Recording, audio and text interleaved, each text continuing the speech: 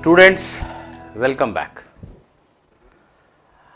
आज हम vertical circle में मोशन के अपने डिस्कशन को और आगे बढ़ाते हैं। पिछली क्लास में हमने ये पढ़ा, एक स्टोन को अगर एक स्ट्रिंग से बांध के, स्ट्रिंग के एक एंड को कहीं फिक्स कर दिया आपने, स्टोन यहां सस्पेंडेड है, इसको एक स्पीड दिया, ये स्टोन यहां पे ऐसे वर्टिकल सर्कल में घूम रहा है। स्ट्रिंग टेंशन कोई वर्क नहीं करता, सिर्फ mg फोर्स वर्क करता है, इसलिए स्टोन की मैकेनिकल एनर्जी कंजर्व्ड है। इससे हमें क्या फायदा हुआ? किसी भी एक पॉइंट पे स्पीड गिवन है तो हम पूरे सर्कल के सरकमफ्रेंस पे किसी भी दूसरी पॉइंट पे स्पीड कैलकुलेट कर सकते हैं। किसी भी पॉइंट पे हमें अगर स्पीड पता है तो हम सेंट्रीपिटल फोर्स का इक्वेशन लिखकर उस जगह पर रस्सी में टेंशन पता कर सकते हैं। इसके बाद हमने पढ़ा कि अगर स्टोन की स्पीड लोएस्ट पोजीशन पे √2gr से कम है, r radius of circle, length of string है, लोएस्ट पोजीशन पे अगर स्टोन की स्पीड √2gr से कम है तो वो एक पेंडुलम की तरह स्विंग करेगा या ऑसिलेट करेगा। अगर हमने √2gr से ज्यादा स्पीड किसी स्टोन को दी है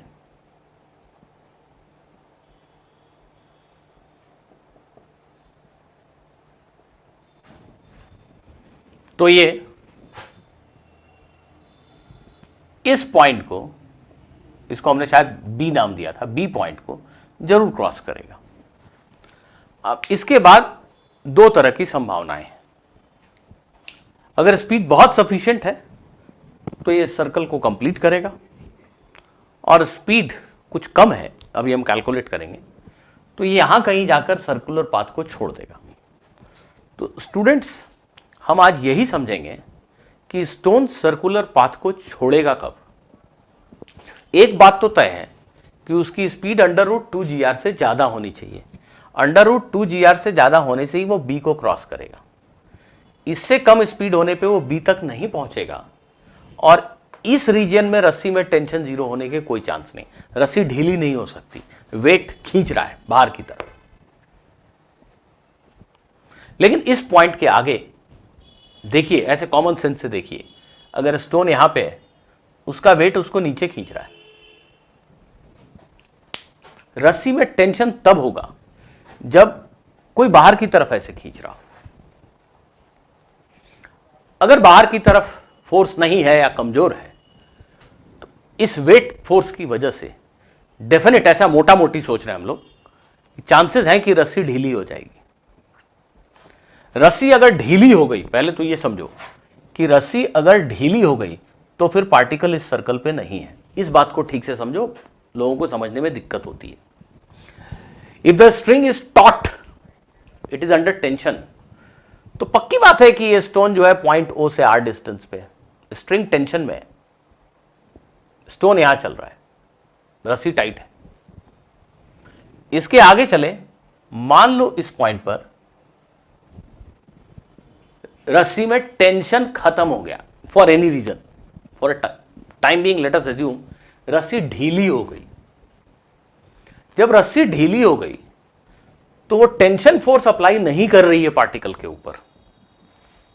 रस्सी ढीली हो गई मींस उसमें टेंशन नहीं बचा, खिंचाव नहीं है, तो पार्टिकल पे फिर एक ही फोर्स है ना, mg। हवा में तैरता हुआ एक पार्टिकल, उस पे इकलौता फोर्स mg, तो क्या वो सर्कल में घूमता है? नहीं, वो एक प्रोजेक्टाइल है, वो एक पैराबोलिक पाथ के ऊपर चलता है। अगर रस्सी में टेंशन जीरो हो गया कहीं भी, तो पार्टिकल अब इस सर्कुलर पाथ पे क्यों जाएगा? उस पे सिर्फ mg फोर्स है, और हमें पता है कि किसी पत्थर को आपने फेंका, उस पे सिर्फ mg फोर्स एक्ट कर रहा है, तो ये पाथ सर्कल नहीं होता है, ये पैराबोला होता है। तो ऑब्वियसली अगर टेंशन खत्म हो गया, रस्सी ने फोर्स लगाना बंद कर दिया, रस्सी ढीली पड़ गई, तो ये पार्टिकल एक पैराबोलिक पाथ को पकड़ेगा, न कि सर्कुलर पाथ को।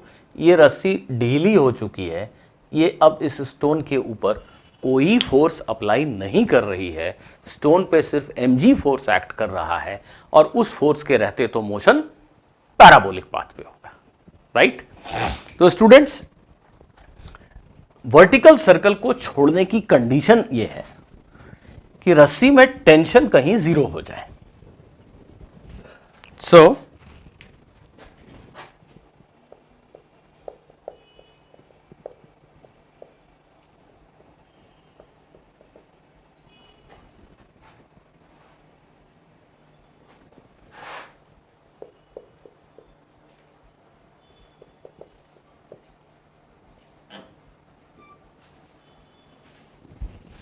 condition for leaving a vertical circle, right?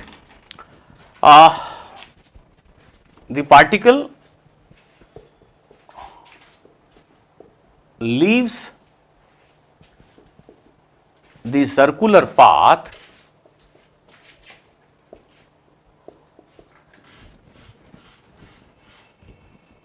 if tension in the string becomes zero before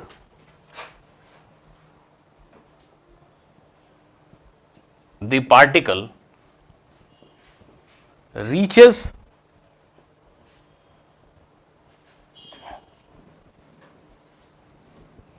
the topmost point.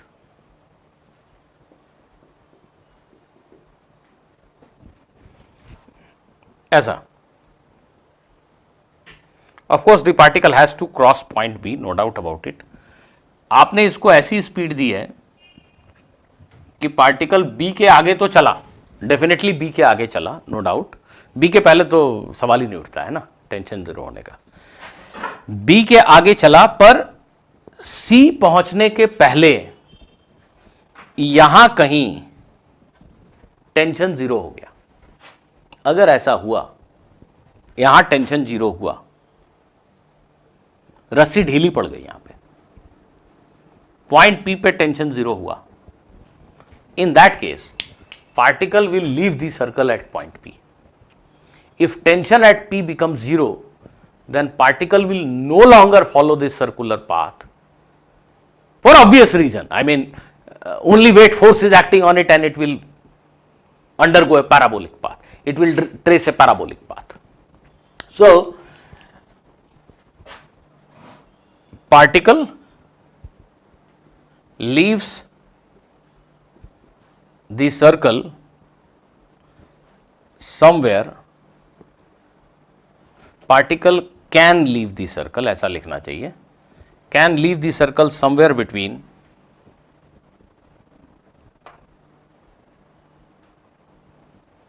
B and C, that is for sure.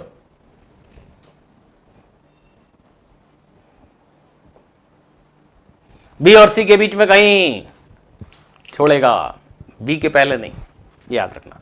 चलो, अब हम पता लगाते हैं कि पार्टिकल सर्कल छोड़ ही दे B से C के बीच में कहीं, उसके लिए ये स्पीड कितनी होनी चाहिए। एक चीज तो तय है कि इस स्पीड की वैल्यू √2gr से बड़ी होनी चाहिए, तभी वो B के आगे जाएगा, है ना। लेकिन C पर पहुंचने के पहले उसमें अगर टेंशन जीरो हो गया तो वो सर्कल को छोड़ देगा। इसको थोड़ा सा आसान पड़ेगा सोचने में, उल्टा सोचते हैं हम। Let us find out under what condition particle will definitely complete the circle. The particle will, इसको ऐसा कर दें, एक मिनट, कंडीशन फॉर लीविंग और कंप्लीटिंग, प्लीज थोड़ा हेडिंग को ऐसा कर दीजिए, कंडीशन फॉर लीविंग और कंप्लीटिंग द वर्टिकल सर्कल, ऐसा कर लीजिए। दोनों हम लोग एक साथ डिस्कस कर लेते हैं। अभी तक हमने ये समझा कि अगर B से C के बीच में टेंशन जीरो हुआ तो सर्कल छोड़ देगा, इतना समझा। Now the particle will complete the circle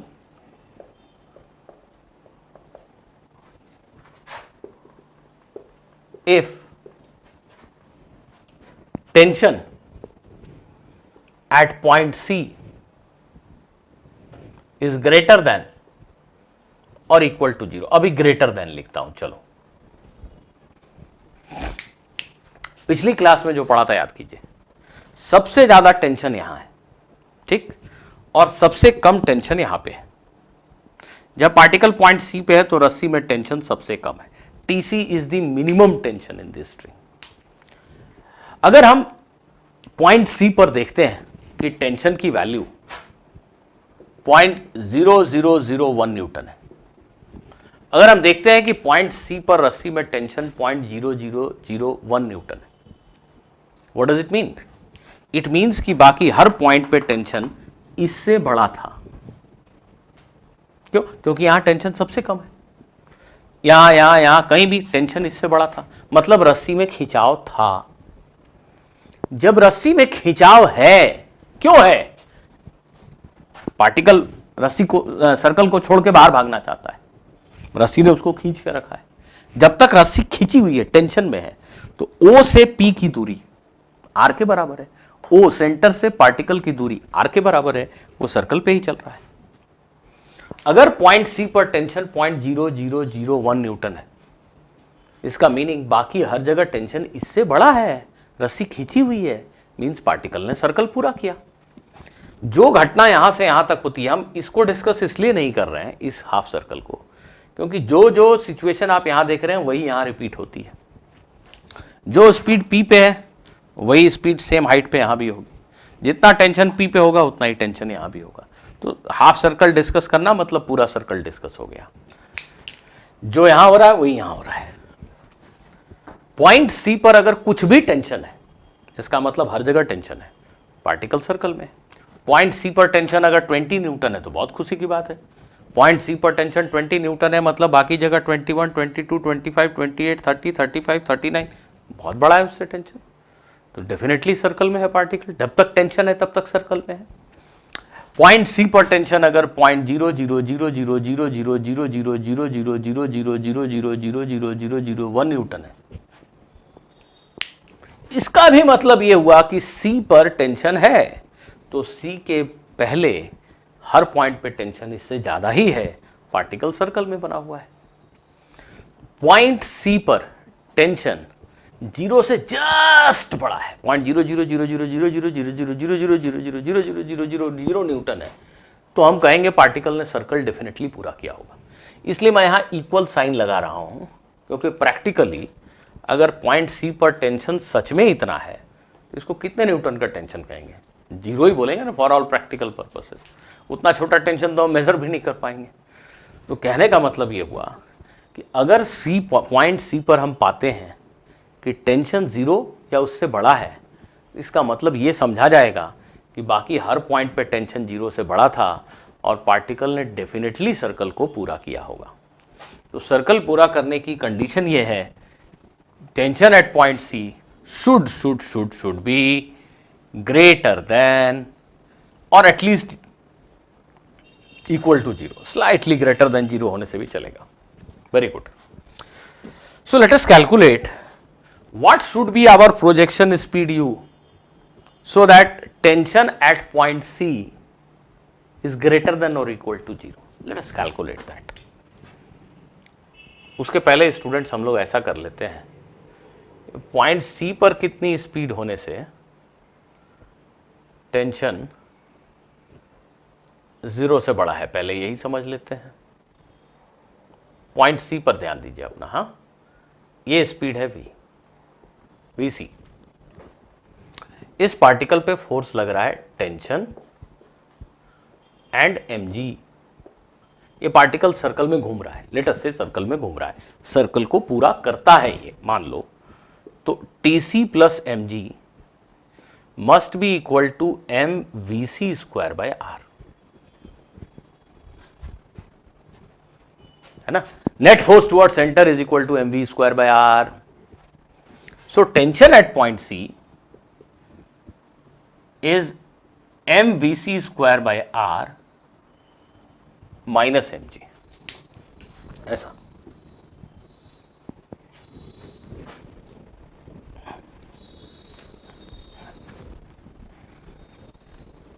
अब पार्टिकल ने सर्कल पूरा डेफिनेटली किया है ऐसा कहा जाएगा अगर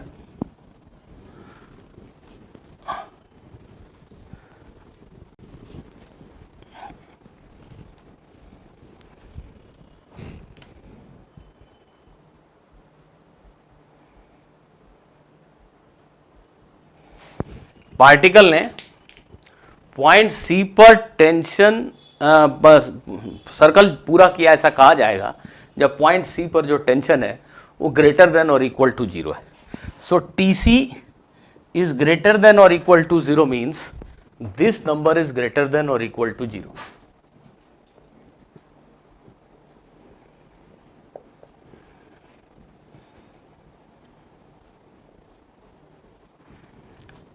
ऐसा.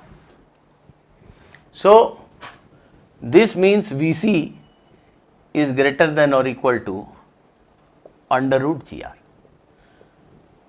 ज्यादातर स्टूडेंट्स इस रिजल्ट को याद नहीं करते. मैं चाहता हूं आप इसको याद करें. क्या याद करोगे आप? अगर टॉप पॉइंट पे वेलोसिटी √GR से बड़ी है तो डेफिनेटली यहां पे टेंशन है. अगर यहां टेंशन है तो बाकी जगह तो है ही, क्योंकि यही टेंशन सबसे कम है, बाकी जगह तो इससे बड़ा है. और अगर ऐसा है तो पार्टिकल ने सर्कल डेफिनेटली पूरा किया. तो सर्कल कंप्लीट करने की शर्त यह है कि टॉप मोस्ट पॉइंट पे स्पीड √GR कम से कम होनी चाहिए, कम से कम √GR होनी चाहिए. तो फॉर कंप्लीटिंग दी सर्कल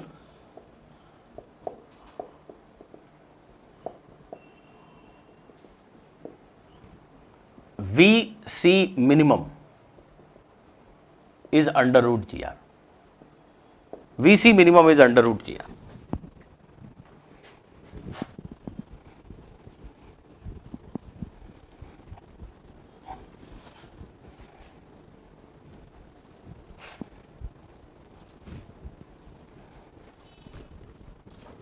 ठीक है.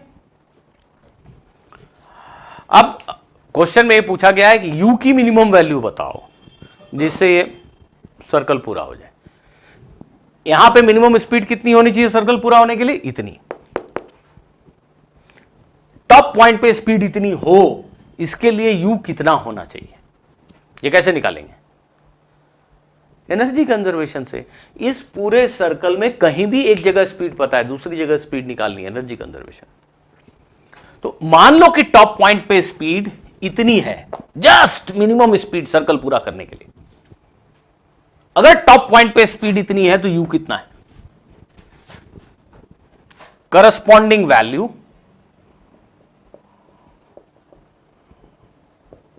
Of U can be calculated as corresponding value means for completing the circle minimum speed at C is this much.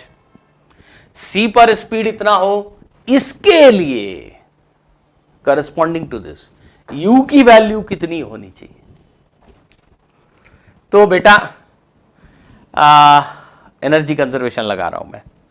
Kinetic energy at A, potential energy at A is kinetic energy at C, potential energy at C. Kinetic energy at A is half mu square plus potential energy at A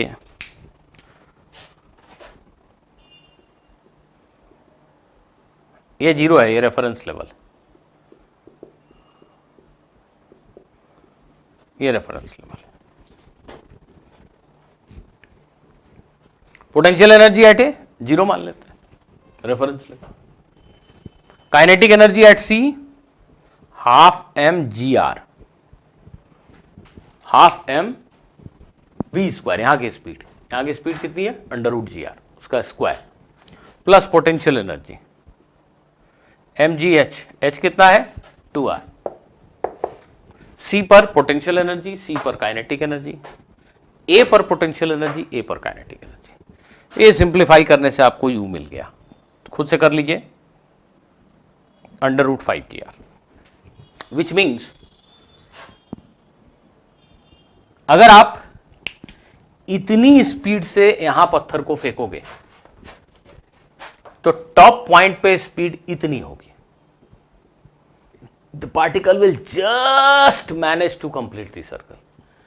अगर आप यहां पे speed इससे ज्यादा दोगे तो top point पे speed इससे ज्यादा होगा। खुशी की बात है,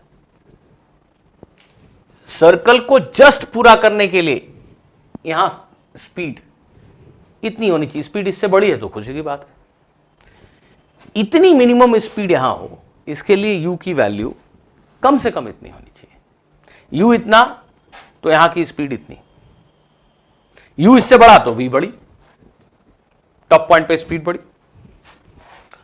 सो particle will complete the circle if value of u is at least under root mgr. If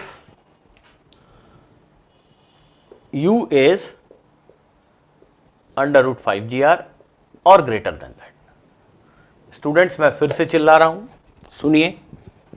आप में से अधिकांश लोग, मेरे बोलने के बाद भी यही होगा, एक आध दो लोगों पे असर पड़ जाए तो बड़ी बात है। आप में से अधिकांश लोग बस इसको याद रखेंगे। मैं बोल रहा हूं कि इसको याद कीजिए, उसको तो याद कीजिए, इसको भी कीजिए। टॉप पॉइंट पे स्पीड कम से कम अंडर रूट जी आर होने से सर्कल कंप्लीट होगा। इसका मतलब टॉप पॉइंट तक टेंशन है, रस्सी में खिंचाव है।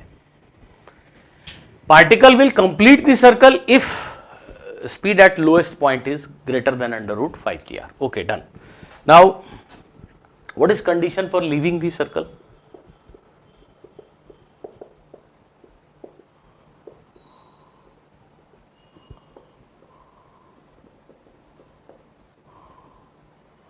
आप में से कुछ लोगों ने गेस कर लिया होगा। What is condition for leaving the circle?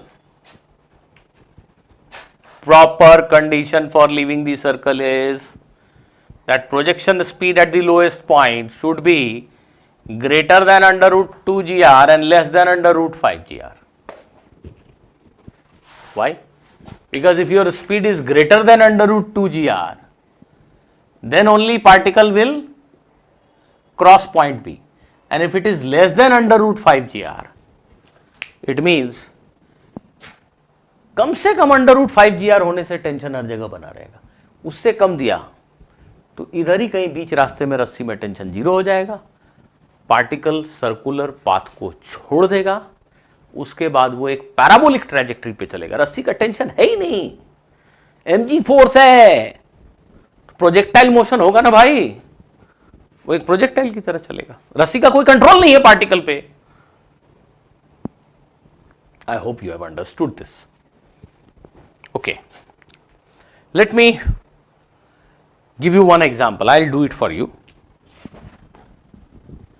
Suppose a question says that a particle is projected at a speed of under root 4gr at the bottom point. Where will the particle leave the circle? Where, at which point the particle will leave the circular path? Look at this. The speed given at the bottommost point is lying between under root 2gr and under root 5gr. The speed that you have given here is in this range. So we know for sure that particle is going to leave the vertical circle at some point. We also know that such thing will happen only at some point above B. Particle will successfully cross point B and somewhere here it is going to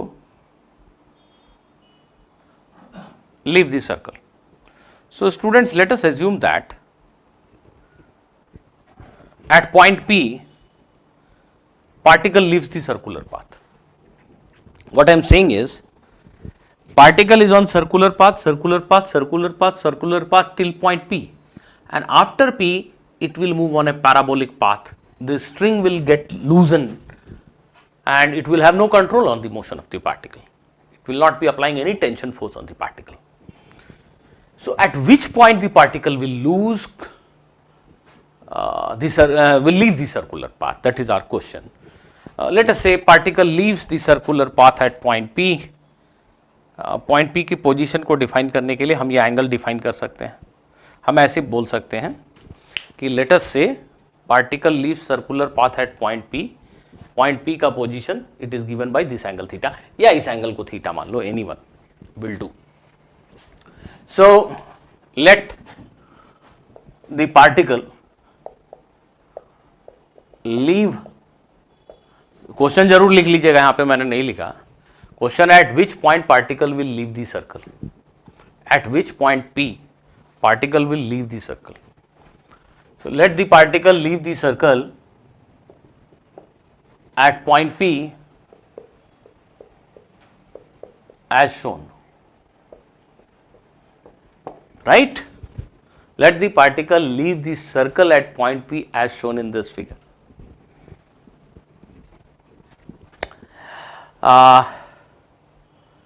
What does it mean actually? Let us say speed of the particle at point P is v.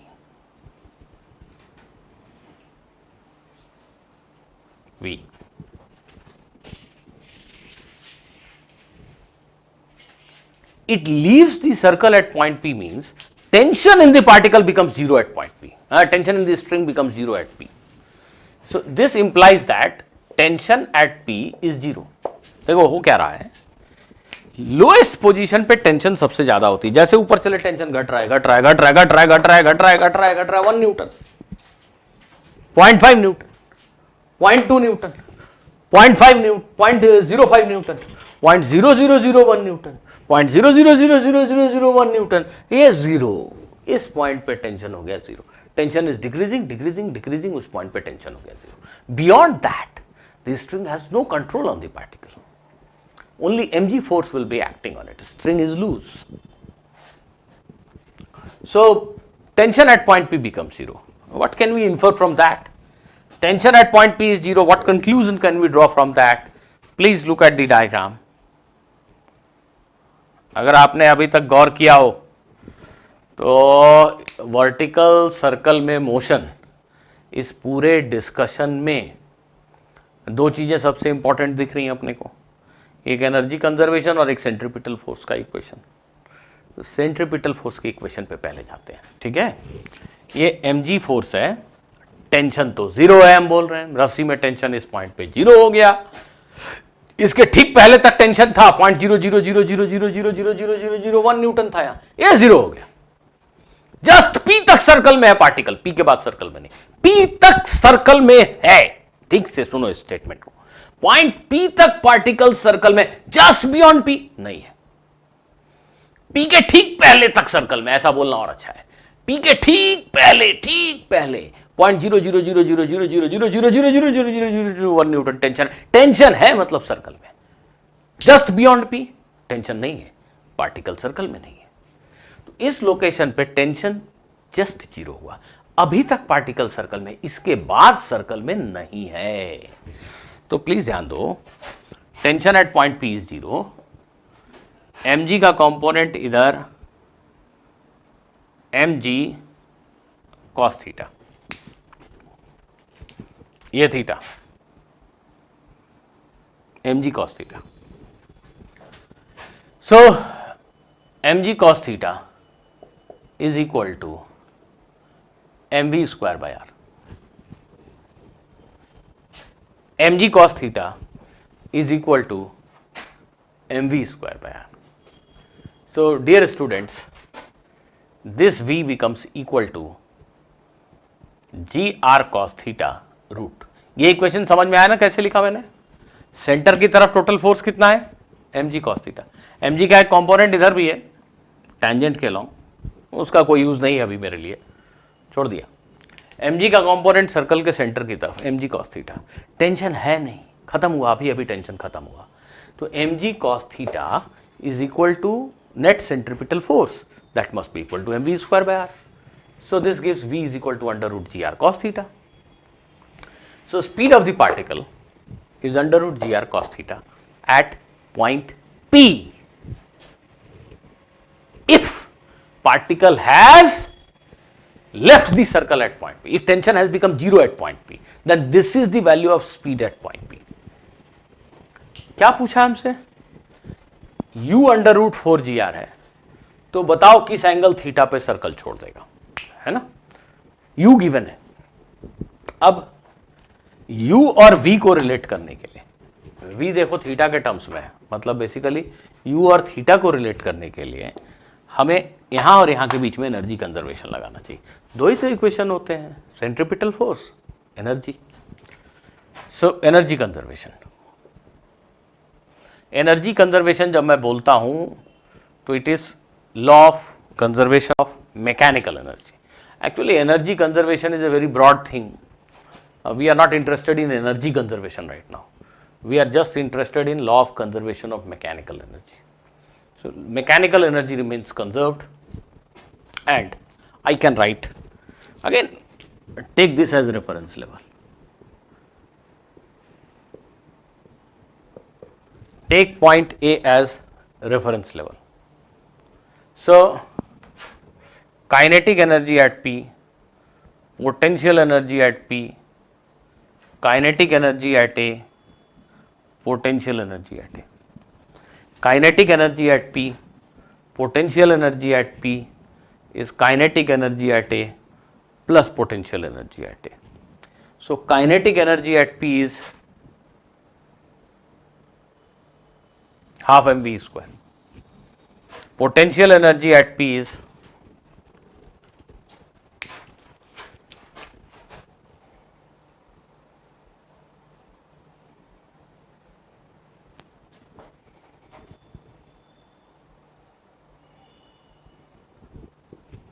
कैसे लिखेंगे?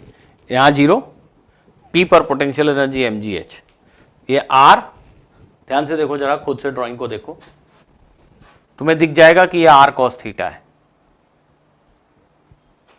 इस triangle में. ये R है, ये theta है. R cos theta is this length by R. तो ये जो पूरी हाइट हुई ये R plus R cos theta हो गई. पॉइंट P की ऊंचाई A से R plus R cos theta है. Kinetic energy at P, potential energy at P, kinetic energy at A half m u square. u is under root 4gr, so 4gr, and potential energy at A is 0. So this becomes v square is equal to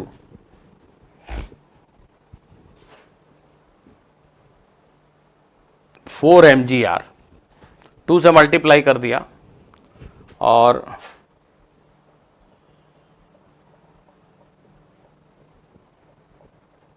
m cancel कर दिया, तो ये 4gr बचा. इसको इधर ले गए तो ये g R 1 plus cos theta. खुद से सिंप्लीफाई कर लो. v स्क्वायर m कैंसिल और 2 से मल्टीप्लाई किया तो 2gr, 1 प्लस कॉस थीटा और ये 4gr. अब v की जगह पे हम ये लिख सकते हैं under root gr cos theta. So gr cos theta is equal to 4gr minus 2gr minus 2gr cos theta. am I right?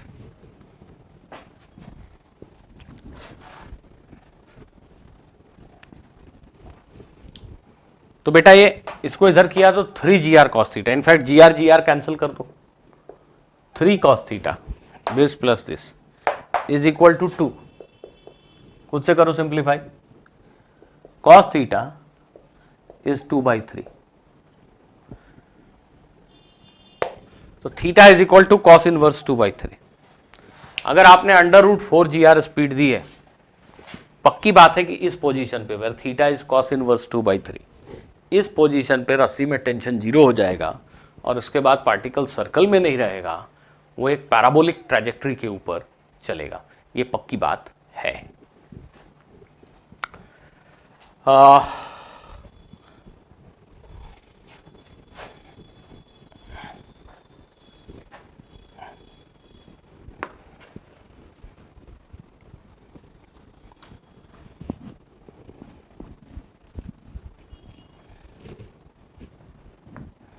Students, मैं आपसे एक क्वेश्चन पूछता हूं जिस पे आप जरूर 5-7 मिनट टाइम दीजिए और कोशिश कीजिए कि कर पाए।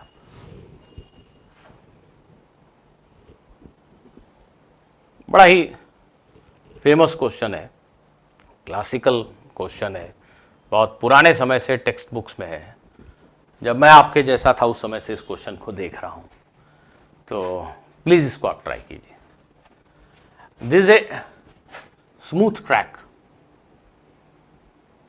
ये एक स्लाइड है,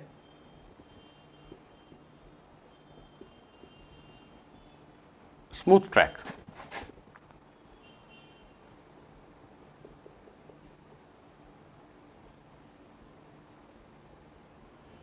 ये जो पोर्शन है ये सर्कुलर है, ठीक है, ये किसी भी शेप का है, बट ये जो पार्ट है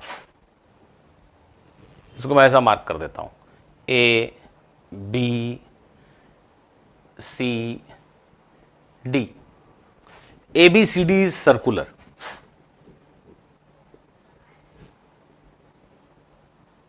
circular part of the track, its radius is r, right? एक ब्लॉक को यहां से छोड़ा, m मास के ब्लॉक को यहां से छोड़ा, let us say from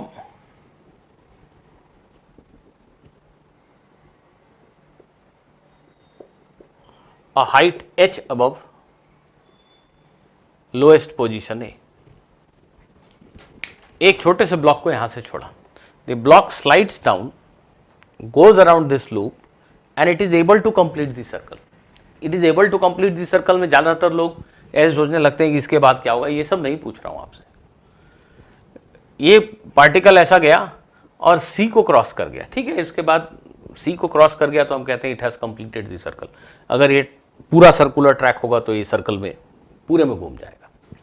तो question is not asking you कि इसके बाद क्या होगा, आप डोंट बी सो फसी।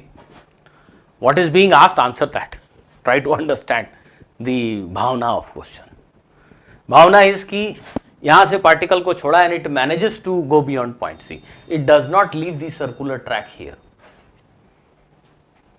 अगर बहुत कम हाइट से छोड़ेंगे तो ऐसा मोशन हो सकता है, ये ब्लॉक आया आया आया आया आया, यहां तक तो कांटेक्ट में है, उसके बाद ऐसे नीचे गिर गया, इट डज नॉट फॉल। ये एकदम बिल्कुल ट्रैक से चिपक के चल रहा है। इसके लिए h की मिनिमम वैल्यू कितनी होनी चाहिए? Find h minimum so that the block, the small block completes the circle, yeah, completes the loop. The small block completes the loop. Find the value of small h. Minimum value of h.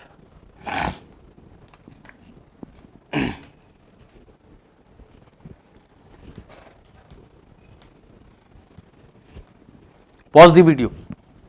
Do it yourself. Please give it a thought. Please think for it. At least give 5 minutes. Try to understand the physical situation. Please do it.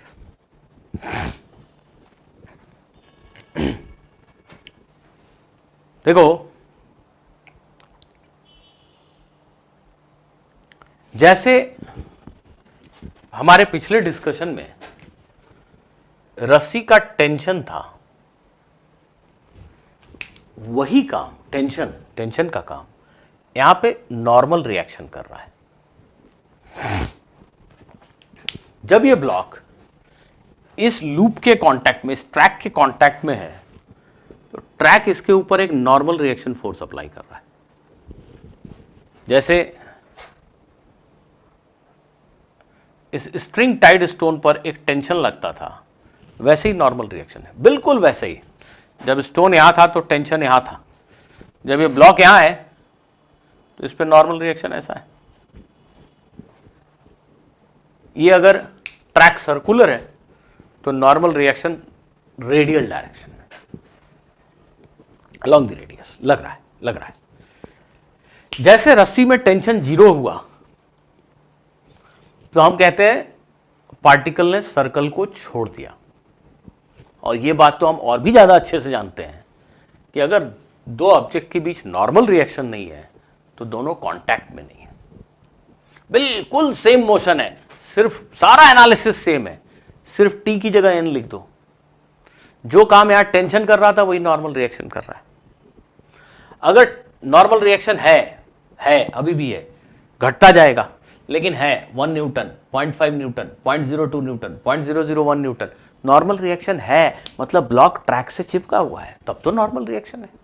तो normal reaction है means circle पूरा हो गया। लेकिन अगर कहीं normal reaction 0 हो गया, जैसे यहां नॉर्मल रिएक्शन 0 हो गया, इसका मतलब ये ट्रैक ब्लॉक कांटेक्ट में नहीं है, ट्रैक ब्लॉक के ऊपर कोई फोर्स अप्लाई नहीं कर रही है।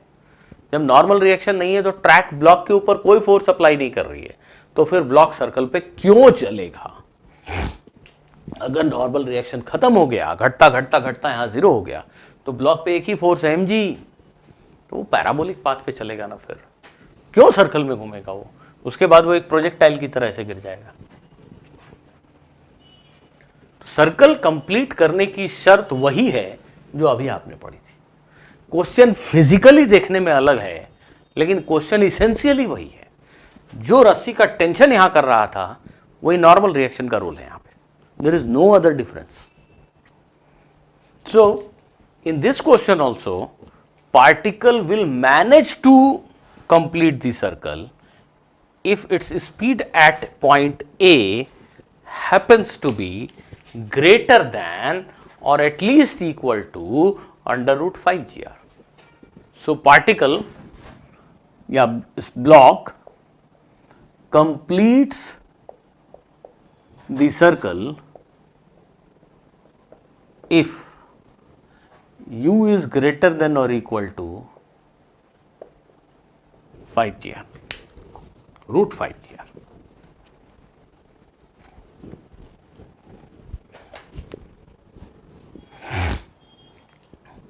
The block completes the circle if u is greater than or equal to under root 5gr.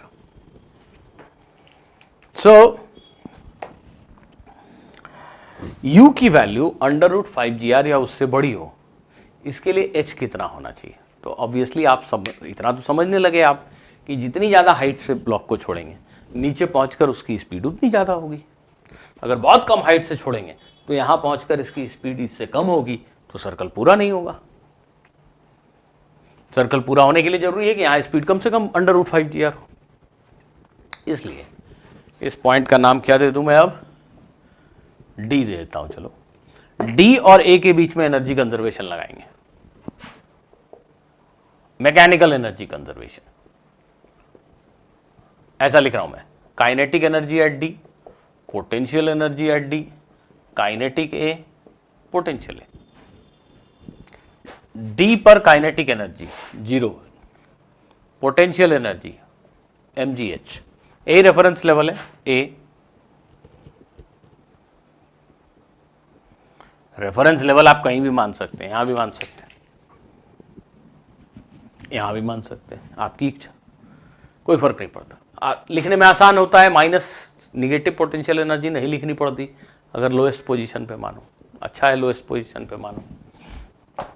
D पे काइनेटिक एनर्जी 0, डी पे पोटेंशियल एनर्जी इतनी, kinetic energy at A half m u square कम से कम u कितना होना चाहिए, √5g। कम से कम h कितना होना चाहिए, हम ये निकाल ले रहे हैं। यहां पे जो स्पीड है वो कम से कम कितनी होनी चाहिए, √5g, उसी को रखा है हमने। तो h की स्मॉलेस्ट वैल्यू क्या होनी चाहिए वो मिल जाएगा हमें, plus potential energy at A 0। और इन इक्वेशंस को आप जरा जल्दी लिखना सीखो, इतना ऐसे लिखने की जरूरत नहीं है, एकदम सिंपल है ये।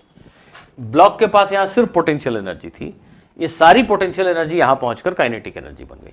तो half mu square is equal to mgh, ऐसा जल्दी लिखो, half mu square is equal to mgh। So h is this h minimum, I hope you understand, क्योंकि हमने u की मिनिमम वैल्यू ली है 5/2r। तो स्टूडेंट्स अगर h कम से कम 5/2r है तो ये पार्टिकल डेफिनेटली लूप को पूरा करेगा। h अगर इससे ज्यादा है तो यहां पर स्पीड √5gr से ज्यादा होगी, ये और भी अच्छी बात है, राइट। चलिए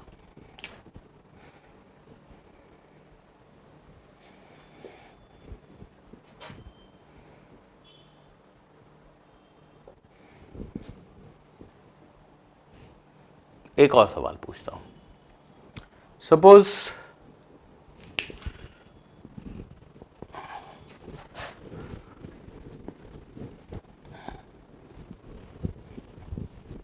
एक पार्टिकल को एक लाइट रॉड, रिजिड रॉड से बांधा गया, रस्सी की जगह।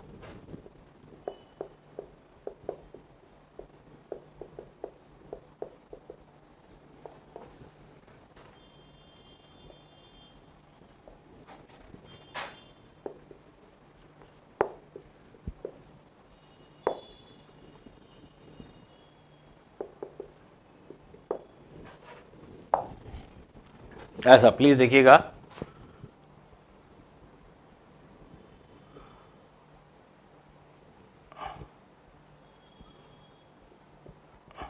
ये रस्सी नहीं है, ये एक स्टिफ रॉड है, ये एक रॉड है। फीलिंग देने के लिए ऐसा ड्राइंग बना देता हूं। हाँ, ऐसा लाइट मतलब हल्की है, उसका मास नहीं है, ऐसा रॉड होता नहीं है। पर मोटी बात यह है कि ये पार्टिकल के मास के सामने रॉड का मास बहुत छोटा है, बहुत हल्के मटेरियल की रॉड है, लेकिन स्टिफ है, वो बेंड नहीं होती, ठीक है ना। लाइट रिजिड रॉड, लाइट हल्की, रिजिड बेंड नहीं होती, वो स्टिफ है, स्ट्रेट रहेगी। आर लेंथ की रॉड है। अब आपको बताना है कि कम से कम कितनी स्पीड दूं इस पार्टिकल को यहां पे, जिससे ये सर्कल पूरा कर ले। Find u minimum so that particle completes the circle.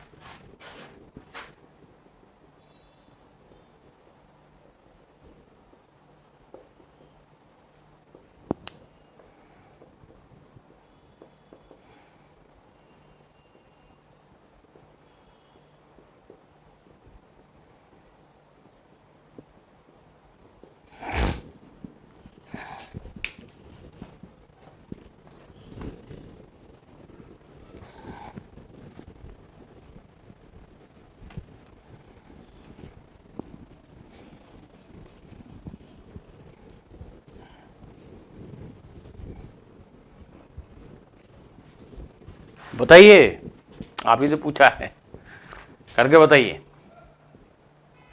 Find you minimum so that particle completes the circle. क्या फर्क है, स्ट्रिंग की जगह रॉड है, रॉड मासलेस है।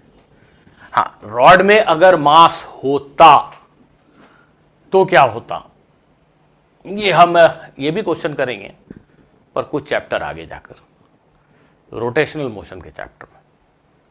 अभी क्वेश्चन को सिंपल रखने के लिए, मास सिर्फ एक पार्टिकल में है ऐसा सोचने के लिए हमने लाइट रॉड की कल्पना की है ना। तो स्टूडेंट्स क्या आप बता पाएंगे, √5gr? नहीं, समझो बहुत फिजिकल अंडरस्टैंडिंग इन्वॉल्व है इसमें।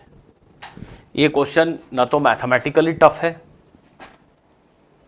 और ना ही कोई बहुत बड़ा कॉन्सेप्ट है। फिजिकल अंडरस्टैंडिंग मुश्किल हो सकती है। अगर एक रस्सी है, रस्सी, तो रस्सी बेटा ढीली हो सकती है। अभी रस्सी 1 मीटर लंबी थी, अब ये ऐसे हो गई, तो पार्टिकल 1 मीटर दूर तो यहाँ से नहीं होगा ना। अब ये तो 0.8 मीटर ही रह गया ना दूरी, रस्सी ढीली हो गई, तो डेफिनेटली पार्टिकल सर्कल पे नहीं है ना, अगर रस्सी ढीली हो गई। लेकिन रॉड ढीला तो नहीं हो सकता, रॉड है वो, रॉड, तो रॉड ऐसा नहीं हो सकता, रिजिड रॉड है। तो सर्कल को छोड़ने का तो कोई चांस ही नहीं। कैसे छोड़ेगा पार्टिकल सर्कल को? पार्टिकल यहां सर्कल को छोड़ के पैराबोलिक पाथ पे चला गया, वहां कैसे जाएगा? ये रॉड ऐसे थोड़ी हो जाएगी। रॉड है, रॉड, ये पेन, यहां पार्टिकल बंधा है, ये चला चला चला चला, कम स्पीड दी है तुमने, तो क्या पार्टिकल यहां से पैराबोलिक पाथ पे चला जाएगा? कैसे जाएगा? रॉड से बंधा है, रॉड तो टाइट है। अगर तुमने बहुत कम स्पीड दी है तो चलता चलता चलता चलता चलता चलता चलता रुक गया, कोई बात नहीं, रुक गया तो वापस गिरेगा, यहां तक जाएगा, रुक जाएगा, और फिर वापस चलेगा, यहां तक जाएगा, रुक जाएगा, फिर वापस चलेगा, यहां तक जाएगा, रुक जाएगा। लेकिन सर्कल तो नहीं छोड़ेगा, पार्टिकल हर समय रहेगा तो सर्कुलर पाथ पे ही, ऐसा चल सकता है वो। थोड़ी और स्पीड दी तो यहां तक जाएगा, इधर भी यहां तक जाएगा, ऐसा ऑसिलेट करेगा। थोड़ी और स्पीड दी, टॉप पॉइंट को क्रॉस कर गया, तो फिर ऐसा सर्कल पूरा करेगा। तो यहां क्वेश्चन में टेंशन इंपॉर्टेंट नहीं है, रॉड ढीला नहीं हो सकता ना। यहां हमें यह देखना है कि ये जब पार्टिकल ऊपर जा रहा है तो उसकी स्पीड 0 नहीं होनी चाहिए। अभी भी स्पीड है, अभी भी स्पीड है, अगर स्पीड खत्म हो गई तो वापस लौट जाएगा, फिर सर्कल पूरा नहीं हुआ। अगर स्पीड है 1 मीटर पर सेकेंड, 0.5 मीटर पर सेकेंड, 0.2 मीटर पर सेकेंड, 0.1 मीटर पर सेकेंड, 0.001 मीटर पर सेकेंड, कोई बात नहीं, सर्कल पूरा हो गया। अगर टॉप मोस्ट पॉइंट तक स्पीड है तो सर्कल पूरा हो जाएगा ना। तो सर्कल कंप्लीट करने की कंडीशन यह है कि ये जो टॉप मोस्ट पॉइंट है, यहां पे स्पीड 0 से बड़ा होना चाहिए, और rod cannot get loose, sorry,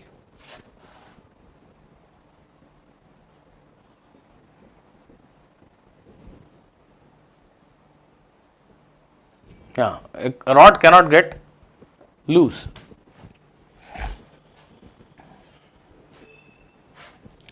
Therefore, condition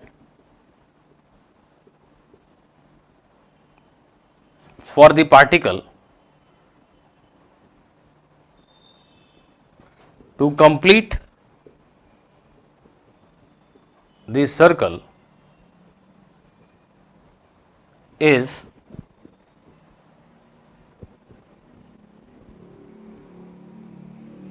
Vc should be greater than equal to 0. Equal to 0 मैं क्यों लिखता हूं, फिर से समझा दो भाई।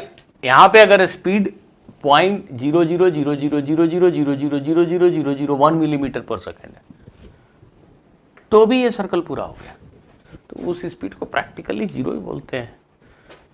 तो अगर पॉइंट सी पे स्पीड 0 या उससे बड़ा है, 0 से जस्ट बड़ा है, ठीक है, सर्कल पूरा होगा।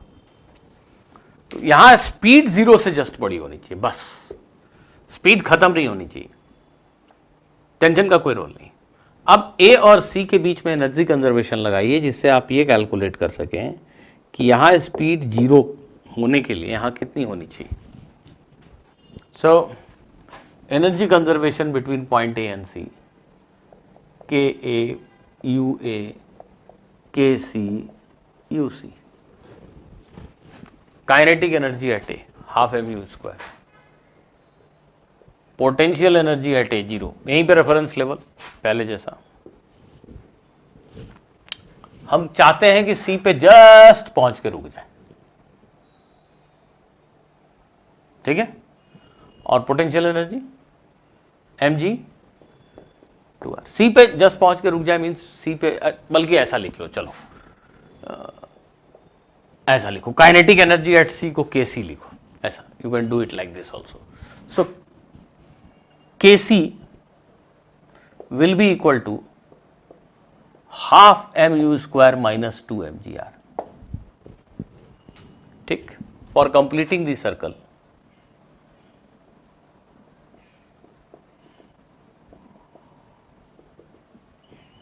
Kinetic energy at C should be greater than और इक्वल टू 0। यहां पे स्पीड कुछ बची होनी चाहिए, 0 या उससे जस्ट थोड़ी बड़ी। That means kinetic energy at C is greater than और equal to 0, which means this number is greater than or equal to 0.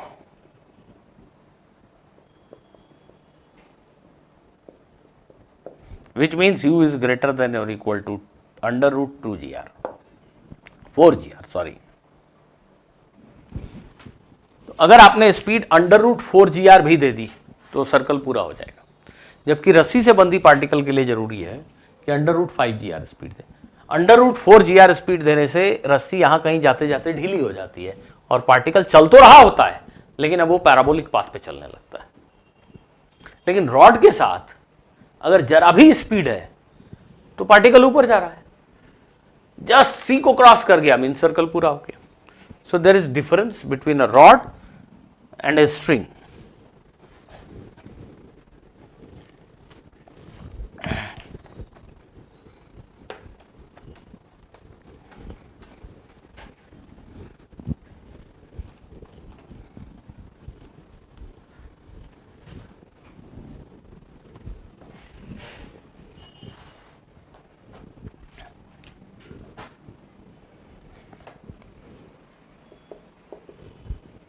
Students, एक और क्वेश्चन,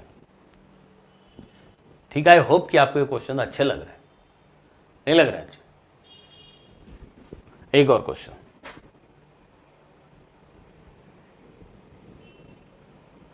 ये एक फिक्स्ड स्फीयर है,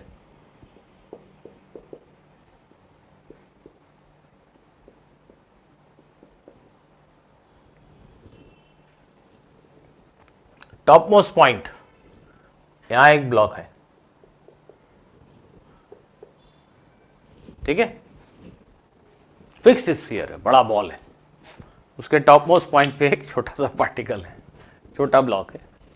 इसको एकदम धीरे से, मतलब नेग्लिजिबल स्पीड 0.00000000000001 मीटर पर सेकेंड से इसको जस्ट ऐसे पुश करके छोड़ दिया।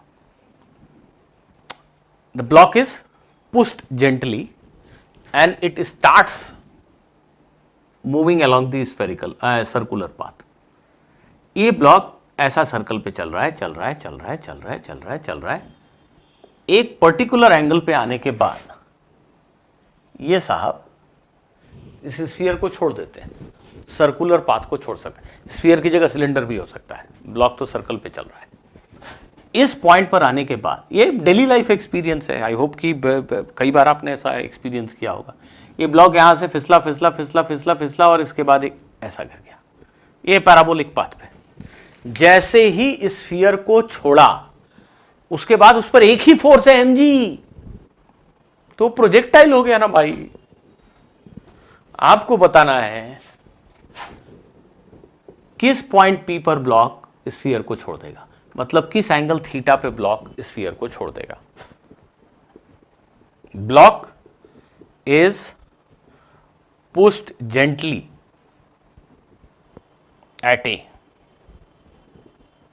at what angle theta will it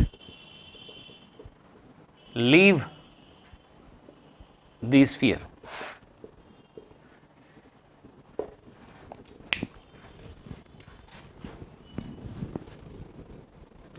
block is pushed gently, इसका मतलब उसको स्पीड नहीं के बराबर दी गई है, 0.00000001 मीटर पर सेकेंड, मतलब ऑलमोस्ट 0 मान सकते हैं आप यहाँ स्पीड। इसको बस इनिशिएट कर दिया मोशन को, चलने लगा चलने लगा चलने लगा, यहाँ आके उसने सर्कल को छोड़ दिया और नीचे गिर गया। किस एंगल थीटा पे वो स्फीयर को छोड़ेगा, ये क्वेश्चन है आपके सामने, ट्राई कीजिए।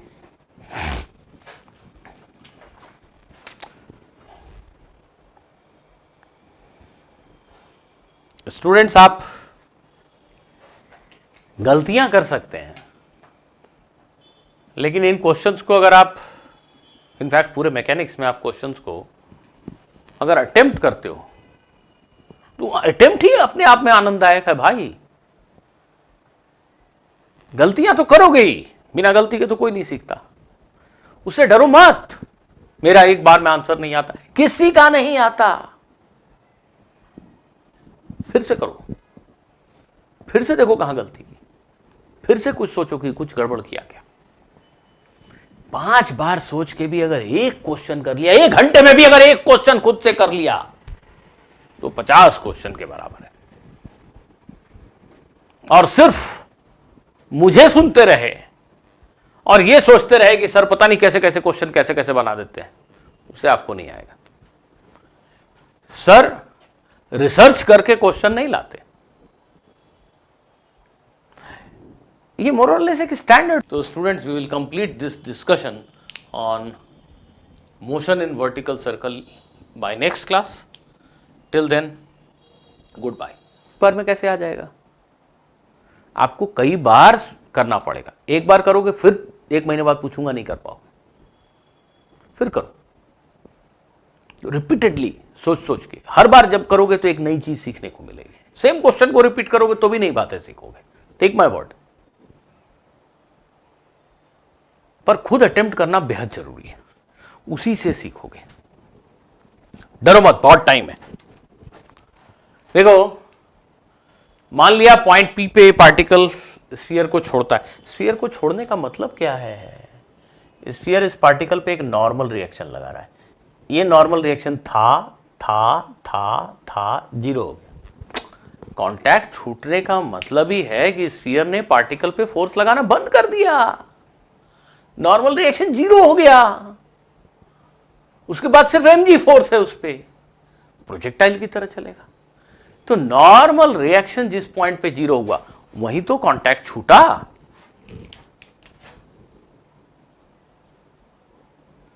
कौन सा फोर्स है पार्टिकल पे? जस्ट जहां कांटेक्ट छूटा, mg। नॉर्मल रिएक्शन खत्म हो चुका, फ्रिक्शन है नहीं, स्मूथ लिखा है, सिर्फ mg फोर्स लग रहा है। पार्टिकल यहां से यहां तक सर्कल पे है, इसके बाद वो सर्कल पे नहीं है, पैराबोलिक पाथ पे। इसके बाद सिर्फ mg फोर्स लग रहा है, ठीक इस पॉइंट के बाद। अभी तक वो सर्कल में है। mg का कंपोनेंट सेंटर की तरफ mg cos थीटा, इस पॉइंट तक, या बल्कि p के ठीक पहले तक mg cos theta is the only force acting on the particle toward centre. Normal reaction खत्म हो चुका लगभग। सो mg cos theta must be equal to mv square by r, where v stands for speed of the particle at this point.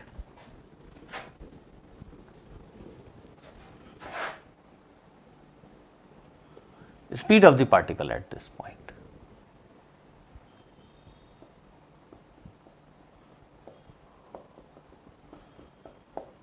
इसके बाद तो particle parabolic path पे गया।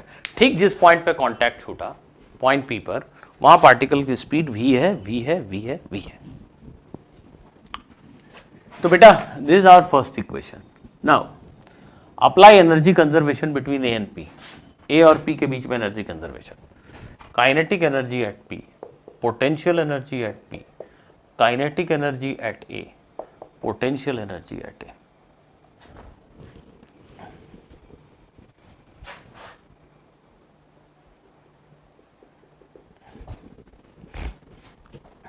Kinetic energy at P half mv square, potential energy at P zero. आप में से कुछ लोग जीरो नहीं भी लिखेंगे, कुछ लोग यहां रेफरेंस लेवल लिखेंगे तो ये हाइट, कुछ लोग यहां रेफरेंस लेवल लिखेंगे तो ये हाइट। मैं तो इसी को रेफरेंस लेवल मान ले रहा हूं, क्या फर्क पड़ता है, पी पे जीरो। ठीक है, आप यहां भी ले सकते हो। हाँ, तो ये हाइट कितनी हुई, ये r है, ये r cos थीटा। अगर यहां जीरो लेवल मानोगे तो ये potential energy mg into r cos theta हुई। लेकिन अगर हमने इसी को रेफरेंस लेवल मान लिया तो जीरो हुई, यहां ओ पे मानू जीरो, ऐसा चलो ठीक है। फॉर ए चेंज ओ पे रेफरेंस लेवल, कोई फर्क नहीं पड़ता, ओ पे मान लेते हैं रेफरेंस लेवल। चलो तो पी पे जो पोटेंशियल एनर्जी लिखेंगे वो mg r cos थीटा, ठीक। Kinetic energy eight just zero speed से फेंका इसको, potential energy eight mgr। Please confirm करो, खुद से कंफर्म करो कि अगर यहां रेफरेंस लेवल माना होता, यहां पोटेंशियल एनर्जी जीरो मानी होती, इसको जीरो लिखा होता, कोई बात नहीं, तो भी यही इक्वेशन आता। उस केस में यहां की पोटेंशियल एनर्जी क्या लिखते, mg इंटू दिस हाइट। ये हाइट कैसे लिखते, r माइनस r cos theta, you will get same equation. लिख के देखो, कोई फर्क नहीं पड़ता जीरो कहां माना। So students, this becomes equal to mv square is equal to 2mgr minus 2mgr cos theta. 2 से मल्टीप्लाई कर दिया, बल्कि r से डिवाइड भी कर दूं, देखो देखो, तो ये mv स्क्वायर बाय r की वैल्यू डायरेक्टली यहां से उठा के यहां रख दिया। mv स्क्वायर बाय r की जगह mg कॉस थीटा लिख दिया।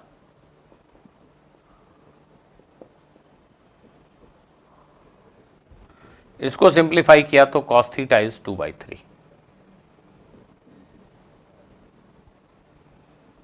Theta is equal to cos inverse 2/3 पे फिर से कॉन्टैक्ट छूट जाए।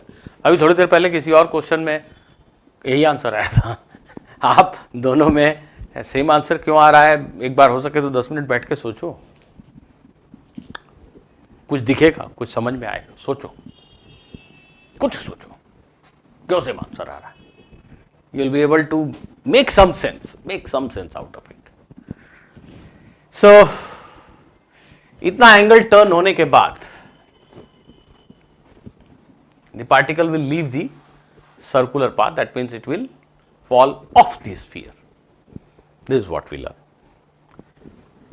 So students, broadly speaking, when you have been asked to solve a question which involves circular motion of a particle in a vertical circle, so there are two most important things that you need to apply.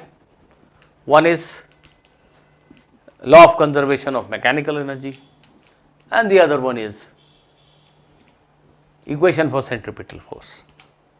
I am not saying that anything else will not be required, but these are two broad things which are used in most of the questions. There is no sure rule for solving any question in physics. The two questions may be entirely different, but for most of the general questions, this is what you need to apply.